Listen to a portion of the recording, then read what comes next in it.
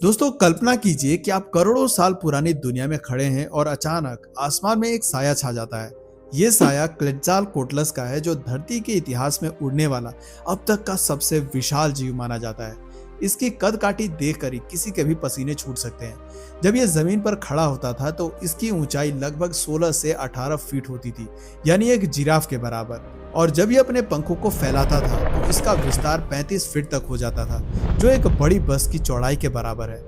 क्लेटजालकोटलस से बच पाना लगभग नामुमकिन था क्योंकि कुदरत ने इसे एक बेमिसाल शिकारी बनाया था। इसकी आंखें इंसानों के मुकाबले 5 गुना ज्यादा तेज थीं, जिससे ये मीलों दूर से भी छोटी से छोटी हलचल को साफ देख सकता था। एक बार जब इसने अपना शिकार चुन लिया तो ये जमीन से करीब 8 फीट ऊंची छलांग लगाकर पलक झपकते ही उड़ान भर सकता था। सबसे डरावनी बात यह थी कि उड़ते समय यह अपने पंख फड़फड़ाने की बजाय हवा में ग्लाइड करता था, जिसका मतलब यह है कि यह बिल्कुल खामोशी से आपके करीब पहुंच जाता और आपको इसकी भनक तक नहीं लगती। अगर आप इसे देखकर भागने की सोचे तो वहां भी आप हार जाएंगे। इसकी हड्डियां अंदर से खोखली थी, जिसकी वजह से इसका शरीर बहुत ही हल्का था और यह हवा में 80 मील प्रति घंटे की रफ्तार से दौड़ सकता था। इतनी तेज गति का मुकाबला कोई भी इंसान नहीं कर सकता। अगर आप किसी झाड़ी या गुफा में छिपने की कोशिश करते तो भी आप सुरक्षित नहीं थे। यह जीव सिर्फ आसमान का राजा नहीं था, बल्कि अपनी चारों टांगों का इस्तेमाल करके जमीन पर भी तेजी से दौड़ सकता था।